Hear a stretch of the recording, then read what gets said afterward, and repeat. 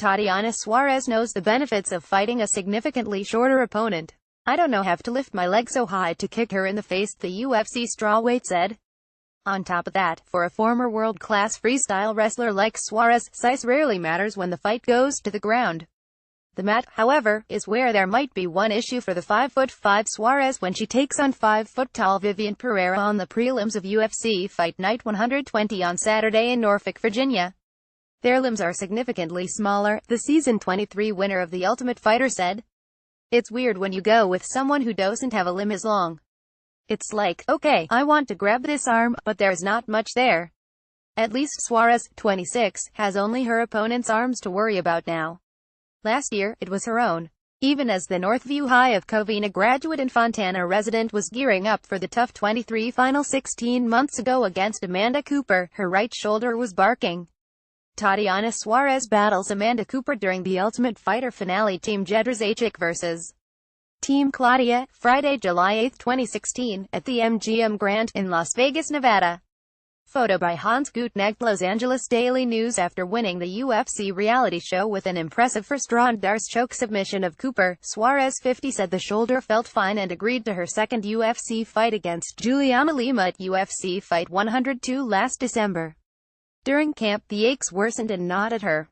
Her coaches kept telling her during sparring to keep her right hand up.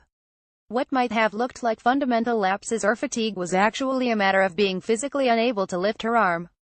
"I was slapping people from my waist. It was horrible," said the Bellflower native, who trains at Millennia MMA in Rancho Cucamonga. Just 16 days out, Suarez had to withdraw from the Lima fight. She was diagnosed with a torn biceps tendon and a type 3 tear of her labrum, also known as a bucket handle tear because it droops into the shoulder joint. "They were saying most of the pain was coming from the bicep," Suarez said. "That's why it was difficult for me to hold my arm up and extend and flex because the bicep was torn off the bone." Suarez saw the video of the surgery and was slightly disgusted. "It looked like shredded tuna." It was Suarez's first time under the knife for an injury, but she had endured worse. In early 2011, a year away from Suarez looking like a sure bet for a spot on the U.S. women's wrestling team at the London Olympics, a neck injury led to the discovery of a cancerous growth on her thyroid. Surgeons removed her thyroid and several lymph nodes around her neck. After conquering a life-threatening disease that derailed her lifelong dream, this latest setback was a speed bump. For 6 months, she patiently toiled as her shoulder healed. If anyone knows tough times don't last, it's Suarez. That's why, as her promising UFC career was temporarily stalled, she chose to remain positive. "Obviously during your time where you're on that journey, in terms of progressing and trying to get better from something that set you back, man, it's kind of discouraging a little," Suarez said. "But you have to pick yourself back up and remind yourself why and what you're doing." Once the shoulder was better, the new waiting game was for the UFC to find her an opponent. That's where Pereira comes in. The Brazilian striker is only 24 and already has a 130 record.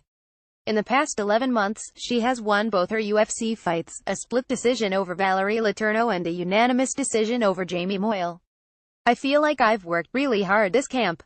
My coaches did a lot to get me ready for this camp," said Suarez, who will have a 4-inch reach advantage. "I've done a lot of training and I will come out with a W on Saturday. I personally feel like I'm gonna dominate the fight. These are interesting times in the 115-pound division." Rose Namajunas became champion last weekend with a shocking first-round knockout of Joanna Jedrzejczyk. Meanwhile, some strawweights are migrating 10 pounds north to the newly created flyweight division. Either weight class works for Suarez. Whichever one gets her in the octagon quicker. "It'll take some fights at 125 if I can't find any 115ers," she said. "I wouldn't mind doing that. I'd only have to cut a few pounds. But 115 will predominantly be my division that I'm gonna fight at. For now, the wait is over." Suarez is living in the present, eyeing the future and no longer thinking of her injury or lost time. "Oh my gosh, you haven't seen my guns. My shoulder is so much bigger now," she joked. "Just kidding. It's definitely stronger. It feels 100%. No problems with it. Nothing she can't shoulder." UFC Fight Night 120 Saturday, Ted Constant Convocation Center, Norfolk, VA. Main card 7 p.m. FS1 prelims 5 p.m. FS1 early prelims 330 UFC Fight Pass.